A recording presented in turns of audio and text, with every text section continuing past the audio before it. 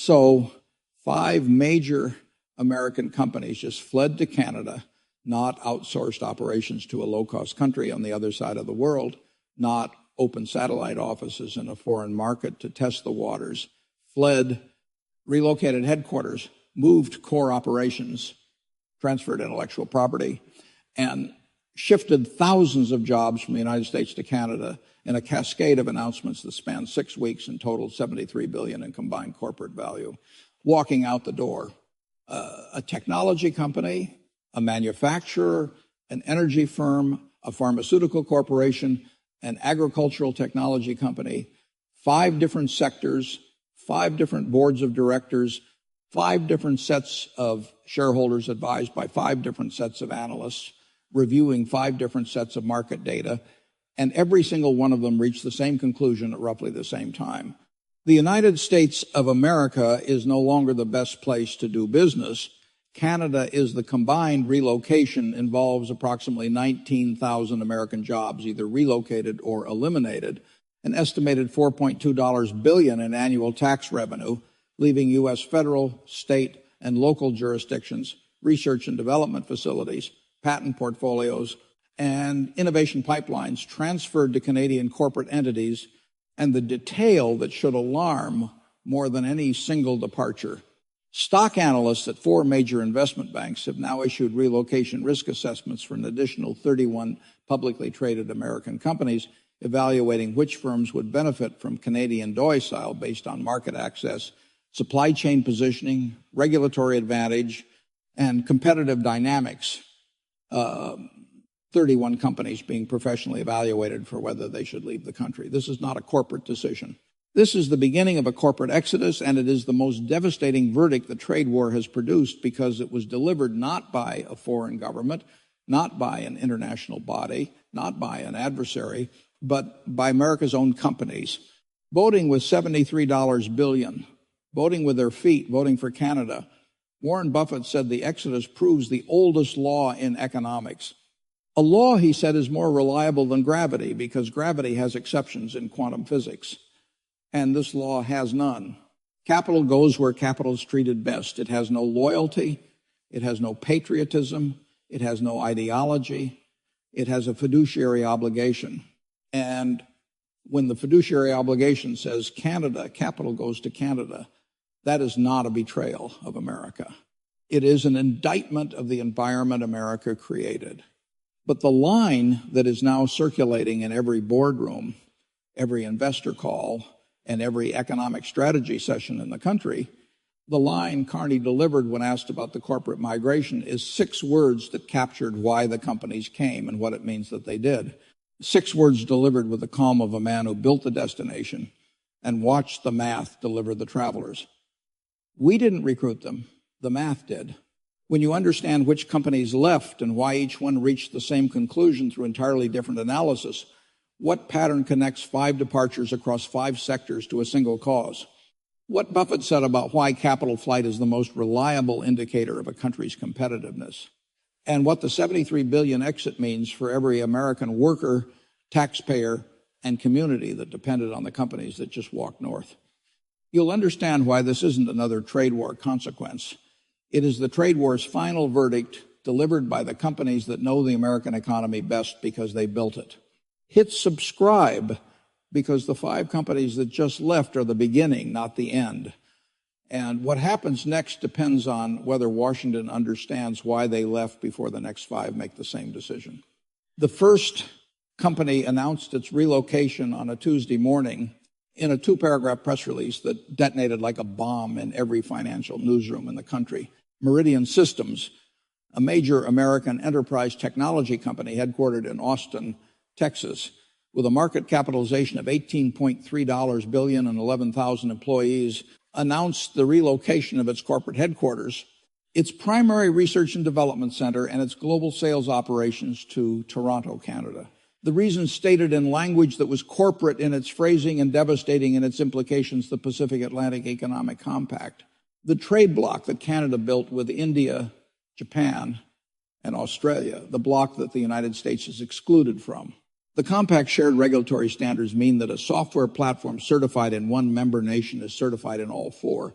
representing preferential access to markets containing over 2 billion consumers. Meridian's fastest-growing business segments were enterprise deployments in India and Japan.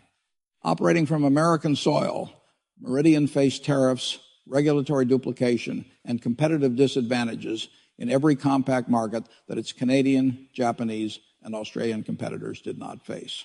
Operating from Canadian soil, it would sell into the compact as a domestic participant, same product, same team, same technology, radically different market access.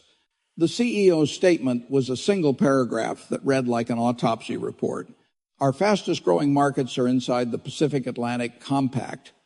87% of our projected 5-year revenue growth comes from Compact member nations. Operating from within the Compact gives us preferential access, regulatory harmonization, and a competitive position that operating from the United States can no longer provide.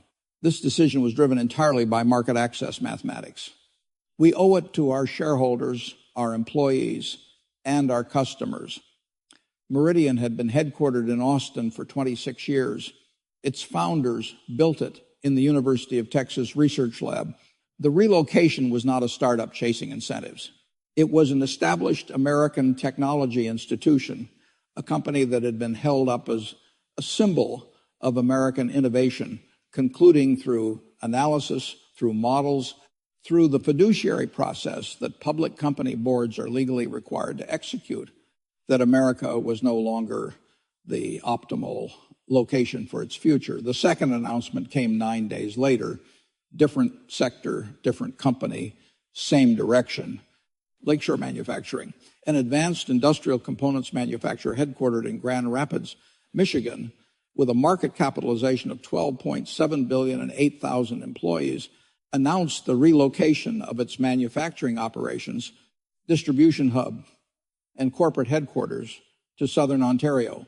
The reason: supply chain economics, the Halifax Trade Corridor, Canada's integrated transcontinental rail network, and the preferential trade agreements Canada had signed with European and Asian markets meant that a manufacturer based in Canada could source inputs from global suppliers without tariff surcharges and ship finished products to global buyers through logistics infrastructure that was faster, cheaper, and more reliable than anything available from American soil. Lakeshore's internal supply chain analysis leaked to the Wall Street Journal within days of the announcement showed that relocating to Canada would reduce total logistics costs by 23% and cut average delivery times to European and Asian customers by 4 to 6 days. The Grand Rapids dimension was the cruelest detail. This was a Midwest manufacturing company headquartered in the kind of industrial city that the trade war was explicitly designed to protect and revitalize. The policy that was supposed to bring manufacturing jobs back to the American heartland was driving a manufacturer out of Grand Rapids and into Ontario. The workers who were supposed to benefit were the workers receiving relocation or termination notices. The third announcement came 2 weeks after the second, and this one hit a sector that the administration had staked its entire economic identity on. Frontier Energy Partners, an American energy exploration and development company with a market capitalization of $14.1 billion headquartered in Houston, announced the relocation of its corporate headquarters to Calgary and the restructuring of its exploration operations under a Canadian corporate entity. The reason Access Canada's Arctic Sovereignty Accord and the European energy partnerships forged during the defense realignment gave Canadian Doysal companies preferential access to Arctic resource development, European energy export markets, and the critical mineral supply chains that are increasingly governed by multilateral frameworks the United States is excluded from. Frontier's management had spent 18 months watching Arctic development permits, European energy contracts, and critical mineral extraction rights flow to Canadian Doysal competitors, while American companies were locked out by frameworks they had no voice in shaping. The CEO's statement was a single sentence that conveyed more frustration than any speech could. We go where the resources are accessible. The resources are now accessible from Canada. Energy was supposed to be America's ace. Domestic production, energy independence, the leverage of being a major global producer. But the trade war's cascading consequences had locked American energy companies out of the fastest growing development regions and the most lucrative export markets. Frontier didn't leave because America lacks energy. It left because America lacks access to the markets and frameworks where the future of energy is being governed. The fourth announcement came on a Friday afternoon, the time companies choose when they want the news to land softly. It didn't land softly.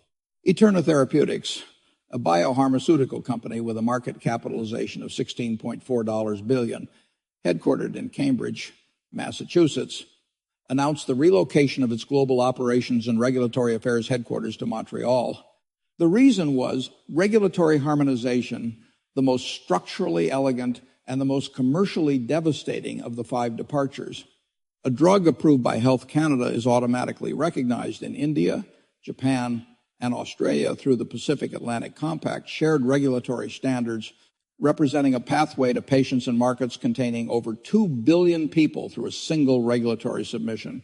A drug approved by the FDA is approved in the United States, one country, 330 million people. The regulatory pathway from a Canadian domicile to 2 billion patients is a single approval process from an American domicile. It requires separate regulatory submissions in every market, each costing tens of millions of dollars and adding years to the timeline between development and patient access.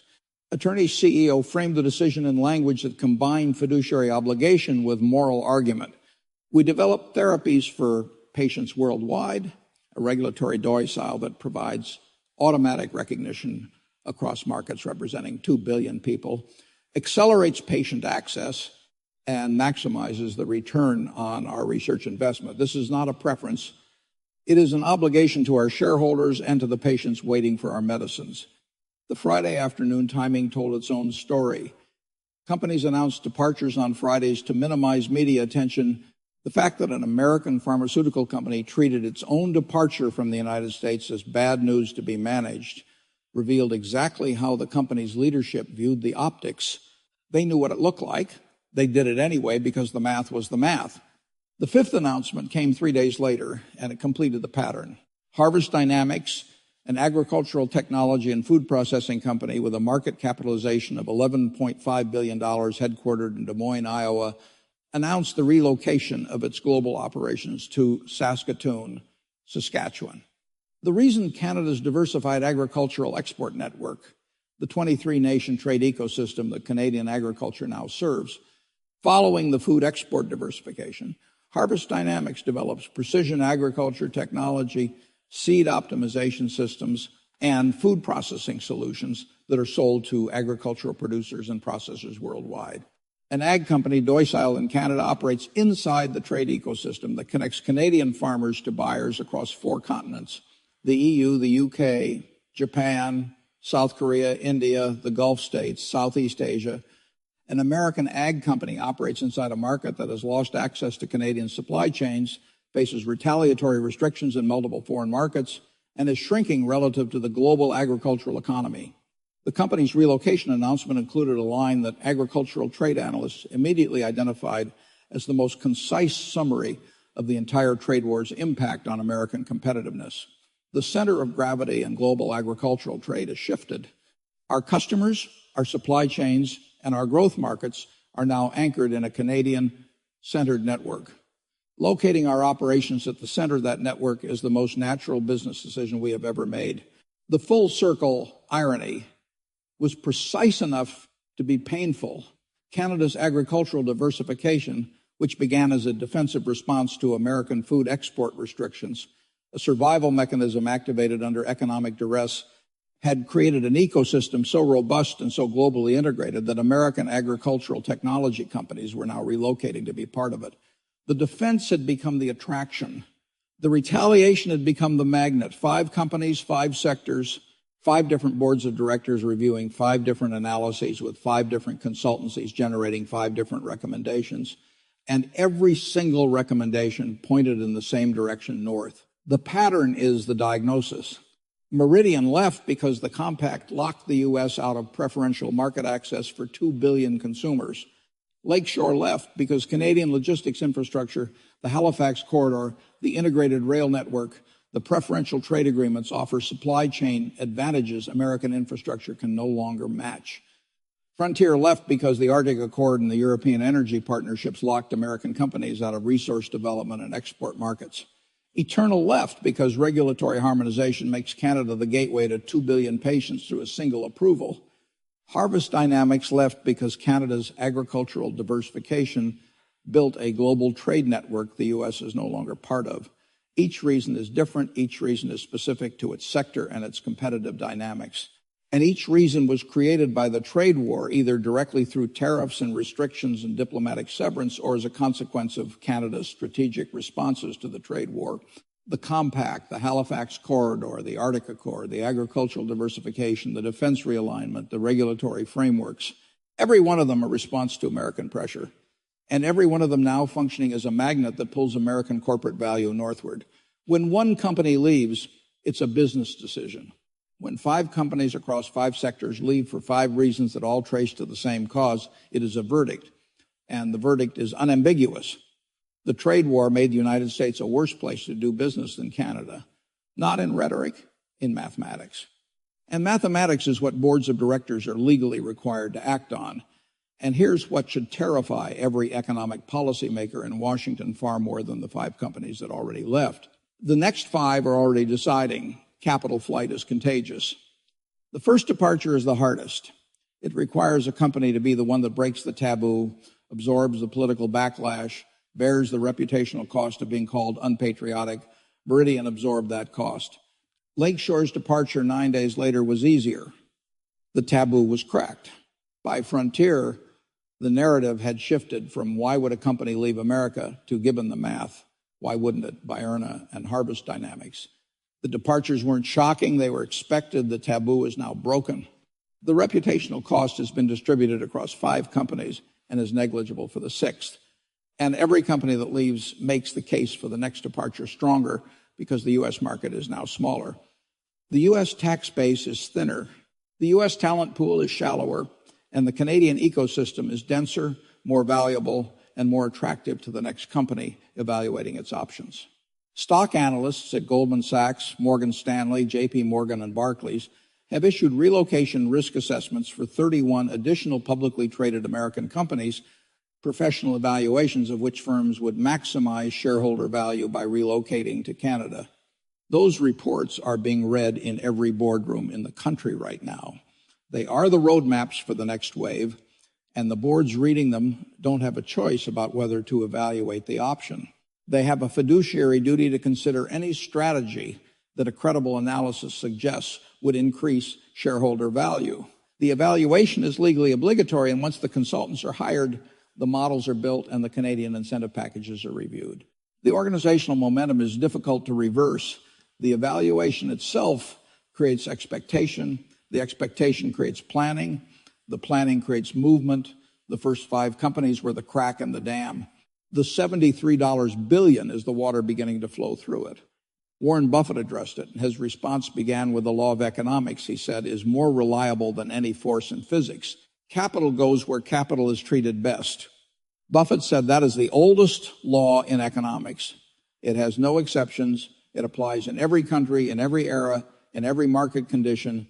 Capital has no loyalty. Capital has no patriotism. Capital has no ideology. Capital has one directive. Go where you are treated best, where the markets are most accessible, where the regulations are most rational, where the supply chains are most efficient, where the talent is most available, where the operating environment is most predictable. Capital evaluates those factors continuously across every jurisdiction on earth, and it moves silently, relentlessly, without sentiment toward the optimal answer. For 80 years, the optimal answer was the United States. The most open markets in the world, the most stable institutions, the most predictable regulatory environment, the deepest talent pool. Capital came to America because America treated capital better than anywhere else on earth. That is no longer true. And capital noticed. He applied it with the directness of someone who has watched this dynamic repeat across decades. These 5 companies didn't leave because they don't love America. They left because their boards have a legal obligation to maximize shareholder value. And the analysis, the cold quantitative litigation proof analysis, showed that shareholder value is now maximized in Canada. Better market access, lower logistics costs, preferential regulatory treatment in markets representing 2 billion people, access to Arctic resources, integration with global agricultural networks. Each company ran the numbers. The numbers said Canada and capital went where the numbers pointed. I've watched this happen to cities, to states, and to countries my entire career. A jurisdiction raises costs, restricts access, creates uncertainty, and alienates partners, and then acts shocked when capital migrates to a jurisdiction that didn't. The shock is always performative. The migration is always predictable on the contagion that he said was now the most dangerous dynamic in the American economy. Capital flight compounds. The first departure is an anomaly. The second is a coincidence. The fifth is a trend. And trends in capital migration accelerate because every departure makes the remaining market smaller, which makes the case for the next departure stronger.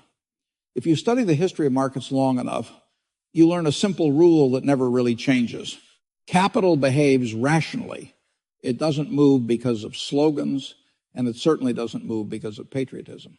Capital moves toward the environment where it can earn the best long-term return with the least friction. When that environment changes, capital eventually follows the math. What we're seeing in this situation is not mysterious. 5 American companies across 5 completely different industries examine the same question every board of directors must ask: where can we compete most effectively over the next decade? Their conclusions were reached independently, but they pointed in the same direction. When several rational actors reach the same answer from different starting points, it usually tells you something about the underlying incentives. Businesses don't relocate lightly. Moving headquarters, transferring intellectual property, and relocating thousands of employees is expensive, disruptive, and politically uncomfortable. Companies do it only when the expected advantages clearly outweigh the costs. In this case, the calculation involved access to markets, regulatory alignment, logistics, and long-term growth prospects. When those variables shift enough, even very established companies reconsider where they operate. Another thing investors learn is that economic ecosystems compound. When one company moves into a region, the effect is small. When several companies move, the effect becomes noticeable. But when enough firms cluster together, the ecosystem starts reinforcing itself. Suppliers follow, talent follows, capital follows. Eventually, the region develops momentum of its own.